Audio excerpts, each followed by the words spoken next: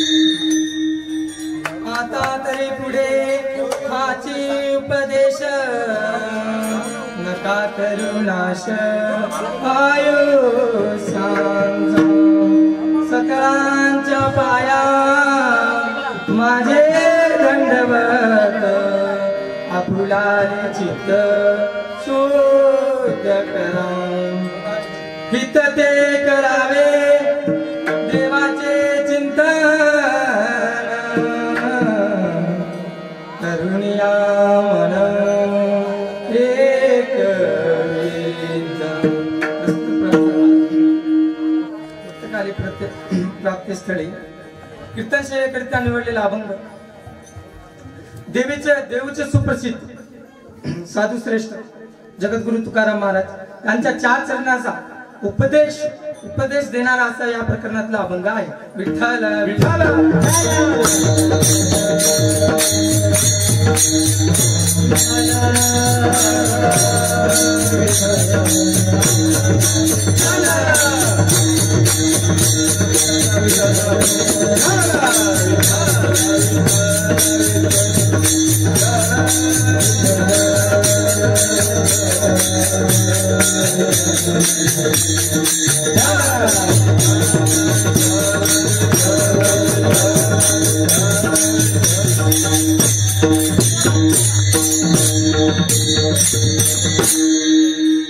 पांडुरंगा करू पांडुरंगा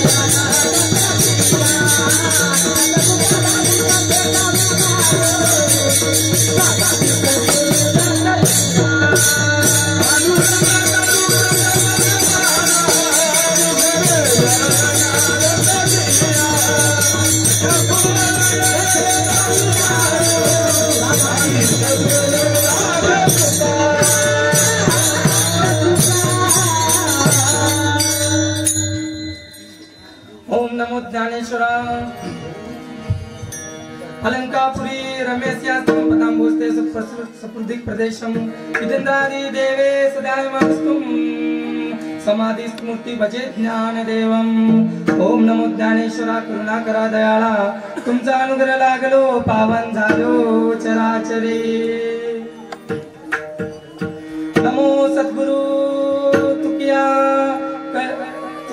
कल्याण मूर्ति नमो सद्गुरु सच्चिदानंद रूपा नमो सद्गुरु भक्त कल्याण मूर्ति नमो सद्गुरु भास्करा पूर्ण कीर्ती. सेवे लागी सेवक झालो तुमच्या लागलो निज चरण तुमच्या लागलो निज चरण तुमच्या लागलो निज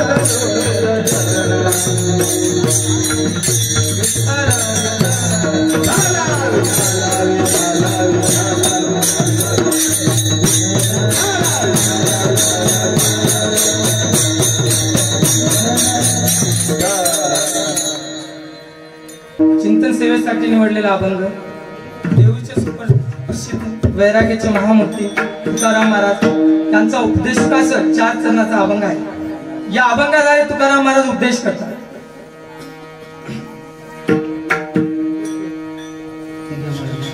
असे आले नाही, फक्त भेटीसाठी आणि वारीसाठी आले।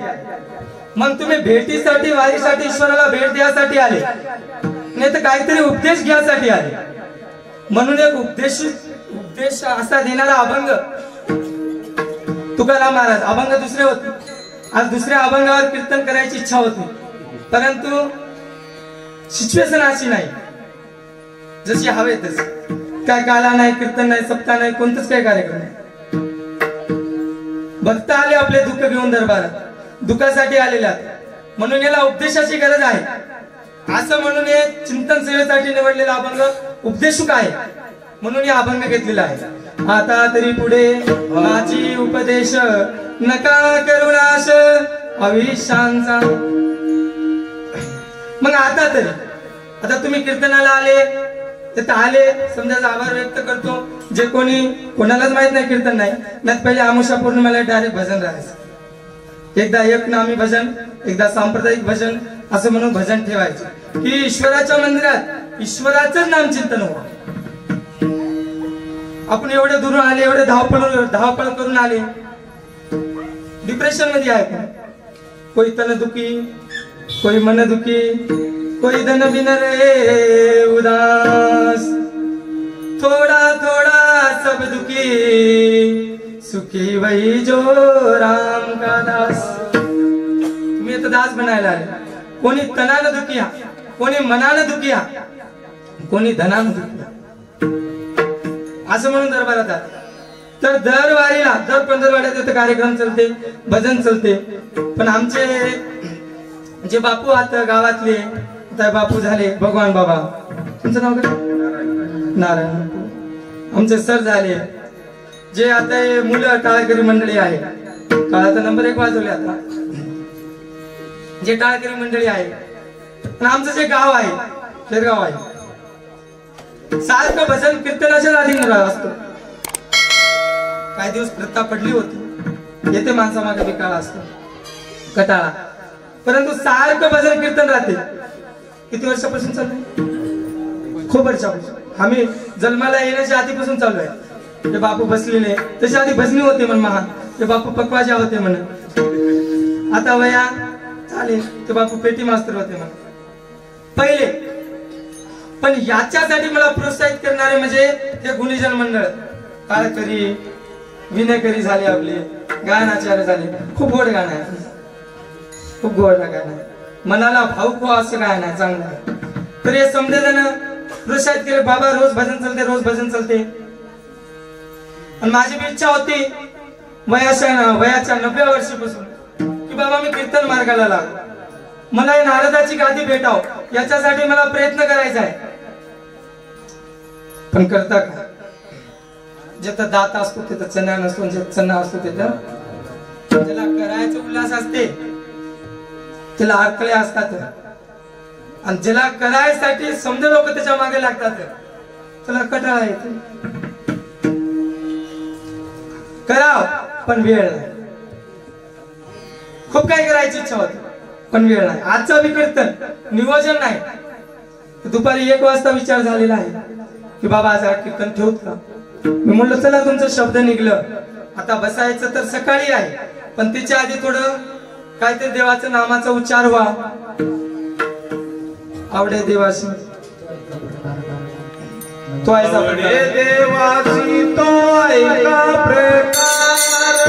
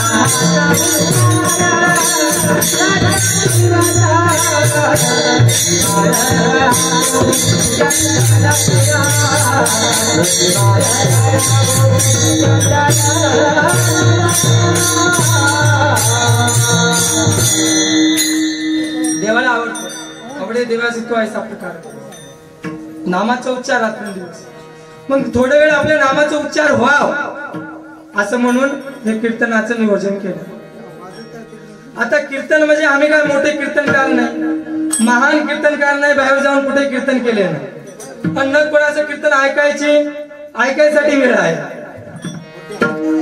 बस एक नामचिंतन व्हावं जशी जशी ईश्वरानं बुद्धी दिली तसं तसं कीर्तन करायचा प्रयत्न करू विठ्ठल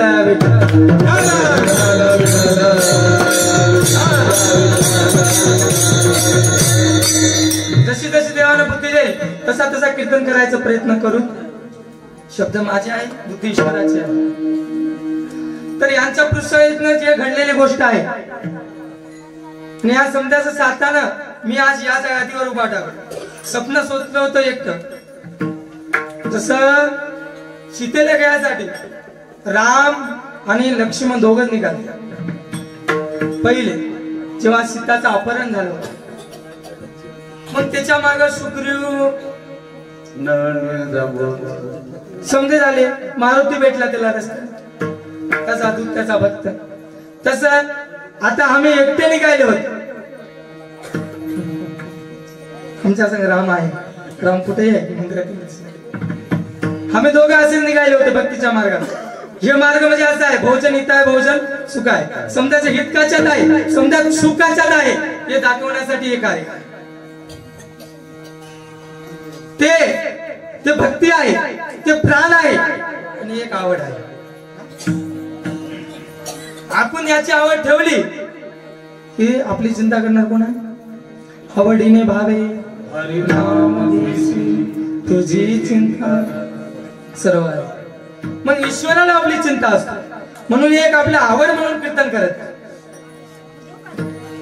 खूप सुंदर असं पकवाज नंबर 1 पकवाज वाजवतो ईश्वराने त्याला दिले आणि जास्त त्याची लायक ईश्वराने हर एकाला अलग अलग गुण दिले समजामध्ये 64 कला आहे कोणी 4 कलेनं कोणी 5 कलेनं कोणी 10 कलेनं जशी जशी कला ईश्वराने दिली त्या प्रकारे समजे जण आपल्या आपल्या जागी लायकीचे आता पकवास बापू पकवास वाजवतात ते कसं काय कारण ते त्याची लायकी आहे बापू आता गायन करतात पेटी मास्टर आहेत गुरुजी आहेत शिकवायला समजा आंध्राचे शिकवायला समजा तर ते त्याच्या लायकीचे आता म्हणून ईश्वराने त्याला गुरु बनवलं आपण तरलो तो नाही नवलं दुसऱ्याला तारी तो बन मग त्याने विचार केला की मी बी या मार्गाला झालो आणि ईश्वराने मला कंठ दिला आवाज दिला आणि दुसरी गोष्ट एवढी बुद्धी दिली म्हणून त्याने त्या कार्याला लागले बा आपण तरलो तो नाही निवडलं दुसऱ्याला तारी तो वाला मग दुसऱ्याला तारायच्या मार्ग लागले आज गावोगावी जाऊन शिकवतात शिक्षण देतात आपले भगवान बाबा बी कुठेही कीर्तन असू दे फक्त त्याच्या कानावर पडले की कीर्तन आहे मग ते रात्री 11-12 का वाजून आपण ते कीर्तन ते चुकवत नाही ज्याची त्याला लाईक घ्या. बापूचं बी गाय नंबर 1 गोड आहे. आता सर्वांचं नाव घ्याला नाही ना, कीर्तन सुरू सर्वांचे नाव घ्या. भक्त मंडळी आलेली ते लायकीचे. आता जे त्याला जमते ते आम्हाला जमते का? ते लायकीचे आम्ही, ते लायक आम्ही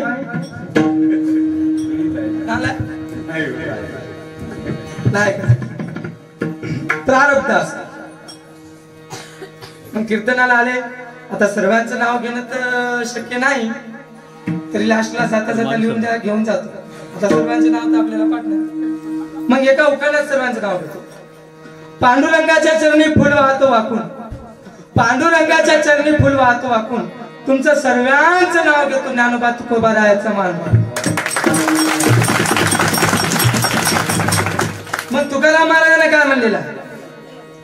आता तरी पुढे हाचे उपदेश नका करून असा विषय.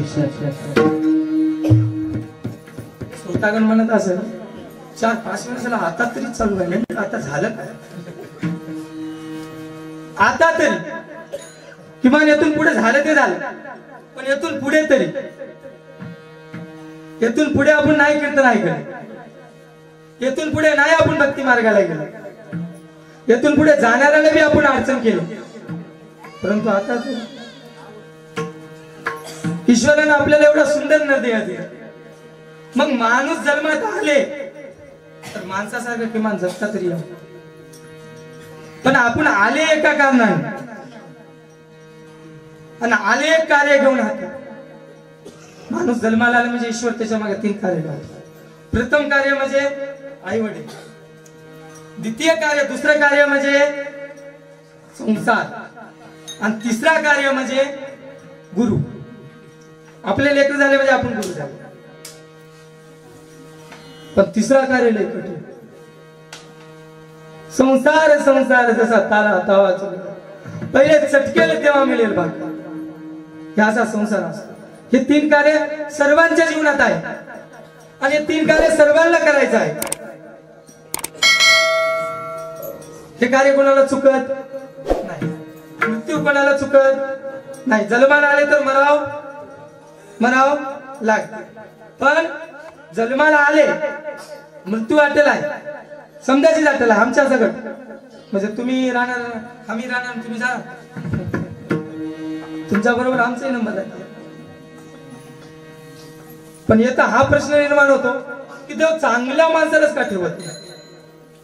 कारण कुठे बी बघा तुम्ही 99% मृत्यू होते, माणसं मरतात, पण चांगलेच माणसं मरतात. तर काही लोक म्हणतात चांगलेच माणसं मरतात, कोणते वाईट माणसं का मरतात? जे आवडे जनासी तोच आवडे देवासी. जे जगाला आवडतो तो देवाला आवडतो.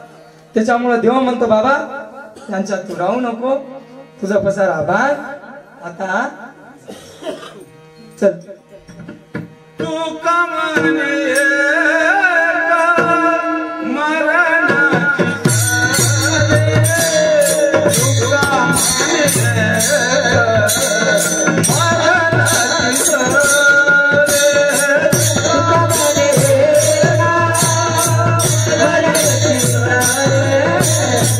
दुःख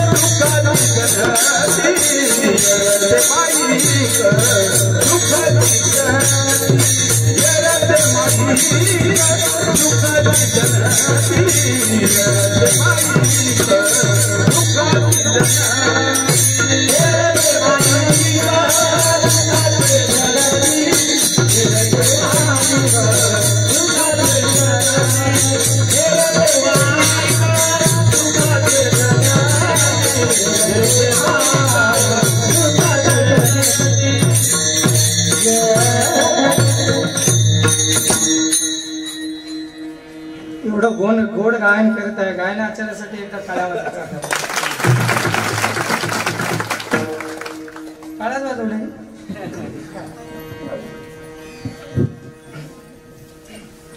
तर हे जीवन बार बार भेटायची वस्ती नाही.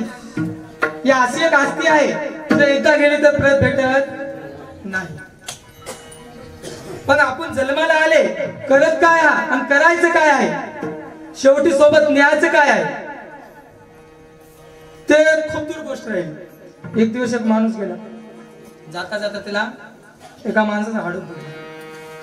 खोटं निकला था दुनिया में शहर करने, दिल में कई अरमान थे, एक जगह हरियाली थी तो एक जगह शमशान था.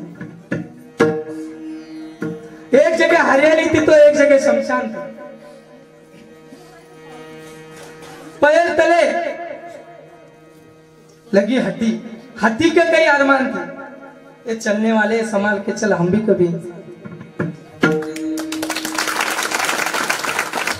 त्या हडूक त्याला म्हणतो की बाबा सांभाळून चाल, मी बी कधीतरी माणूस होतो. तर कोणी माणूस मेला त्याच्या मागे जाता ना आपण, त्याच्या बरात त्याच्या मागे असं जाता ना. तर जे माणूस ते जाते, आपण हा विचार करून जातो की बा त्याचं आता संपलं, त्याची ना आपली साथ संपली आणि आपल्या शेवटची भेट आहे आणि आता शेवटी त्याला समजे मिळून, जसे एखाद्या मुलीला वाटला होता ना, त्या प्रकारे शेवटी याला नेऊन त्याच्या मार्गाला पाठवून द्यास, त्याच्या मंजिल, त्याच्या मंजिला त्याला नेता. पण एक गोष्ट लक्षात आणा, त्याच्या मंजिला तर तो चाललो, पण आपली खरी मंजिल काय आहे हे आपल्याला दाखवायसाठी नेतो.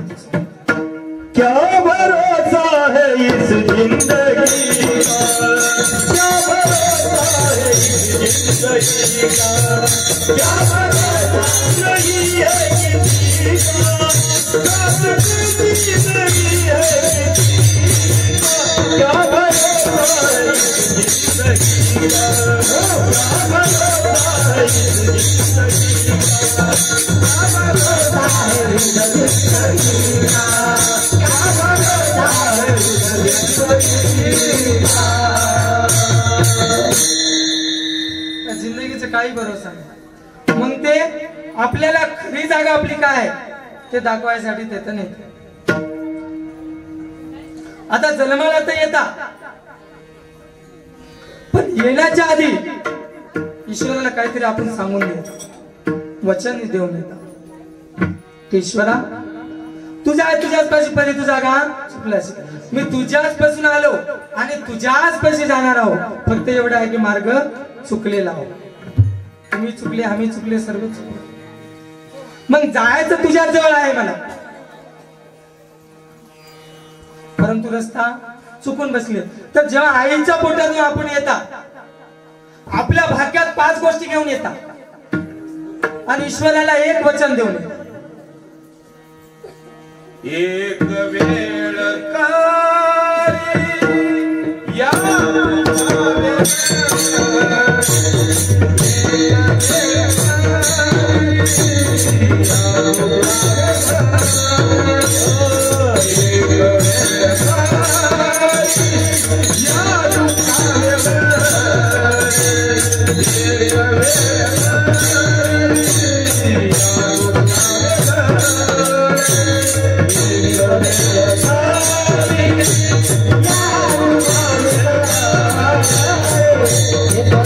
Yeah.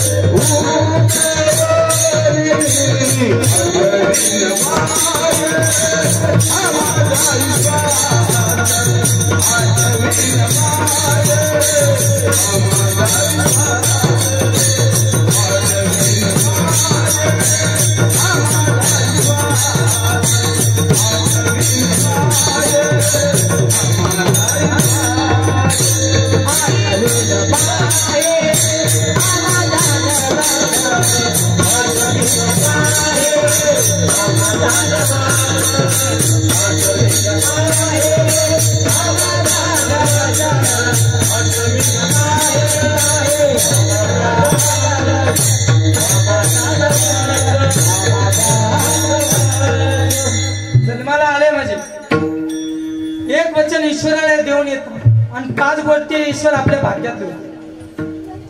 एक वचन आपण ईश्वराला देऊन टाकतो आणि ते एक वचन दिल्याच्या नंतर ईश्वर हुशार आहे तो, कारण की त्याला माहित आहे की याला बाहेर जाऊन बदलते त्याच्यामुळे हुशार आहे. मग 5 गोष्टी आपल्या भाग्यात देऊन टाकतात. 80% जीवन आपल्या हातात आहे. आपलं जीवन आपण कसं जगावं, 20% देवानं आपल्या डोक्यावर वजन ठेवलं.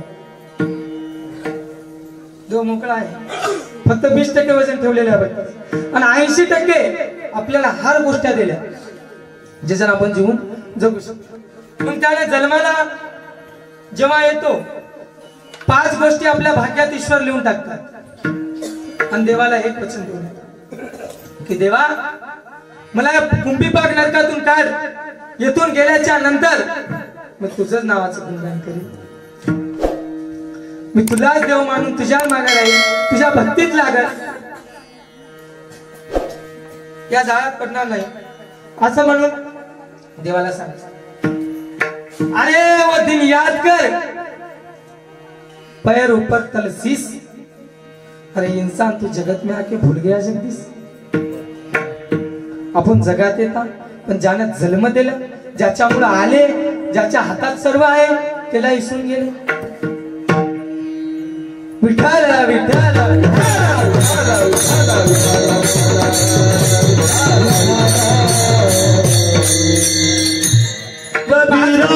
जब हम पैदा हुए लोग हंसे हम रोए, ऐसी करनी कर चलो लोग रोए हम हंसे. कबीरा जब हम पैदा हुए हम रोए जग हंसे, ऐसी करनी कर चलो बंदे कि हम हंसते हुए जार अपने वास्ते जग रोए. बाबा आपल्यातून कोणीतरी एक हिरा गेला. आयु कर्म बीत विद्या निधन हे 5 गोष्टी ईश्वर आपल्या भाग्यात लिहून टाकतो. त्याला माहित आहे हे बैमान होणार. ज्याची एवढी याची लायकी आहे त्याला तेवढंच द्यावं. मी आता लायक नालायक शब्द म्हणतो ना. मग ज्याचे एवढी याची लायकी किती आहे तेवढं त्याला द्यावं. त्याच्याहून जास्तही देऊ नये, त्याच्याहून कमी देऊ. जास्त दिलं तर सुखी होतो आणि कमी दिलं तर दुःखी होतो. पण भक्त काला म्हणतात सुख में सुखी ना होय, दुःख में दुःखी ना होय, सुख में अभिमानी ना होय, त्याला भक्त म्हणतात. तुम्ही सर्वजण मी दरबारात आले पण कुठपर्यंत, जिथपर्यंत आपलं तू काय बरोबर आहे ना. हा म्हणतात जिथपर्यंत आपलं तू काय तोपर्यंत ईश्वर देवा तुझ्याच आहे रे सर्व, तुझ्यासाठी झाले रे बापू. पांडुरंगा एवढा करून रस्त्यानं बोलत बोलत पाऊल हळूहळू चला मुखाने. तर या दरबारात तुझ्या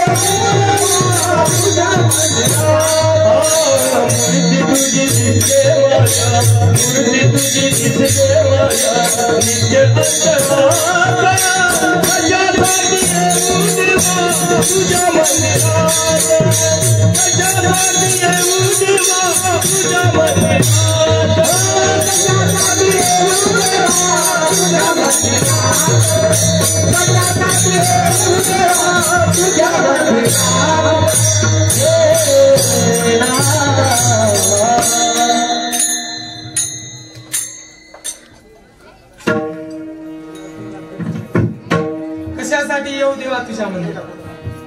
तुम्ही कशासाठी आले? बोलत चला समजायचं बोलायचं नाही तर आम्ही बोलायचं तुम्ही ऐकायचं. म्हणून तर तुकाराम महाराज म्हणतात बाबा आता तरी तेवढे दिवस झाले चालेल तुम्ही बोला. तुम्ही बोला. बोलने से आती आजान होती है, बोलने से समुद्र का उम होती है और बोलने से इंसान की इंसान से पहचान होती है. त्याला म्हणतात बोल. आपण ईश्वराला बोला पण निदान आपल्याला ईश्वराला पाया पडायला सुद्धा माहित नाही. बोलायचं गले पे डायरेक्टच सेंचुरी तोडून जातात. कंपाऊंड बिंबड काय नाही बाबा गेट फिट काय नाही. म्हणून मंदिर बनवणारे हुशार झाले दादा. गेट छोट करतो जाय गेले गेला लाग होतो. मग माणसं त्याच्यापेक्षा मिळतो वाकून जातात. हमसे तुमसे होता असं. मग 5 गोष्टी आपल्या ताक्यात येते. आयु किती वर्ष जगणार हे देव वरील घेऊन. कर्म वित्ताच्या मागे तर पूर्ण जग आहे. पैसा नको असा कोणी आहे का? मया सगळं समजायलाच पैशाची असं आहे बाबा. पैसा भेटा पैसा भेटा कसंही का भेटा आशा नाही लय मोठी आशा. पण काही लोकांना पैसा पचतो काहीला पचनाच. एखादीलाच पचतो. काही लोक नोट मापू मापू मेल तरी किती आहे तुम्हाला? काहीला मापायला हात सापता नोट किती हात सापडा काय जवळ स्टेप खूप पण खाता येत. काहीला खाता येते. दिल दिया दिल वालों को और दौलत दिया गधे को. दिल वाल्यालाच दिलाय त्याच्याजवळ काय नाही काहीच सापडणार. आमच्या सारख्याजवळ काय सापडणार? नाराज माणसं हा आमच्याजवळ काही सापडते का? पण एका धनवान व्यक्तीला धरले त्याच्याजवळ काही सापडत. आमच्या सोबत काही सापडत नाही. पण एक गोष्टी सापडल्याशिवाय राहते. ते गोष्ट म्हणजे काय? संत संग से समझ बडे बडे ज्ञान महान. संत संग से शांति होय होय निज कल्या. एवढ्या गोष्टी आहेत याच्यावर काय भेटत नाही. धन भेटत नाही संपत भेटत नाही काय भेटत नाही. मग पैशाचा मागे सगळे बीत. पण ईश्वरानं भाग्यात लिहून ठेवले. काय माणसं आहात माणसं बघा ना तुम्ही. काळ काळ या जगाचा बाप कोण आहे? देव. देव आहे का? बोला ना बाबा. देव आहे तुमच्या बोलत नाही का? इथं असं बोलू नका म्हणून माईक लावलं सांगता तेव्हा चालूच राहते. तिथून आली हे बाई पहिले कसं घे माईक देऊ हे माईक कसं दे हे माईक. मला कीर्तना बोलला म्हणून म्हणता तरी बोलत नाही.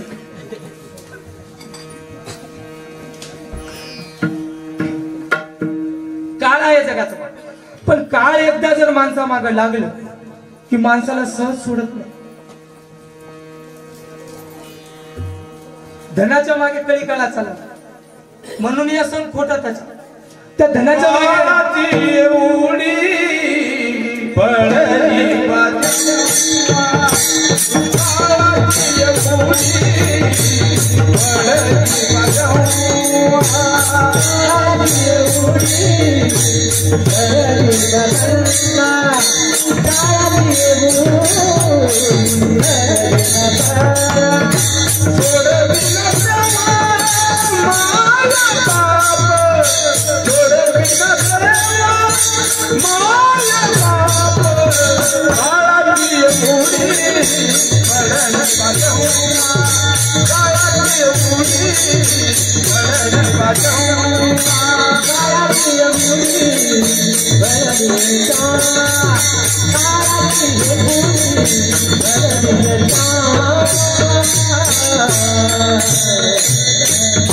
किती प्रबल असतात बघा ना का. एका माणसाजवळ 10 लाखाची गाडी आहे पण त्याची बावडी बघ. 10 करोडाची गाडी आहे, 10 करोडाच्या गाडीमध्ये बसतो तरी तो खोकलतो. बावडी त्याची, गाडी सारखी त्याची लायकी आहे का. मग देवाला ज्याला सांभाळता येत नाही त्याला भरपूर देईल. म्हणजे आता सांभाळायची अक्कल आहे, नक्कल करायला काय लागतो, अक्कल आहे. ज्याला समाजात क्षमता आहे, समाज कार्य करायचं आहे, जग कार्य करायचं आहे, जग हित करायचं आहे, तुलाच दिली. ज्याला नाही त्याला अहंकार दिला. राजस्थानकडे काय राहतात जास्त मिशा मोठ्या ठेवायच्या, मुछ म्हणतात. मुछ काय ठेवायच्या, मोठ्या ठेवायच्या. तिकडे एक प्रथा आहे. मग राजस्थान मध्ये एक माणूस होता मोठ्या मुछवाले. मिशा पण आपलं काय नाही, सर्वसाधारण दाढी ना बाडी, अंगाची आहे काडी, दाढी नाही बाडी नाही.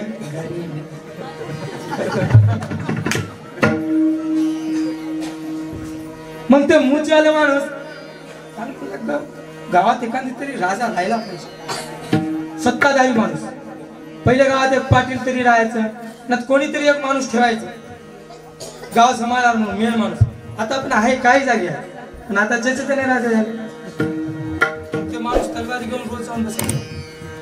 फक्त माझ्याच मिशावरी राहतो, बाकीच्याचा खाली. मिशा माझ्याच बरी.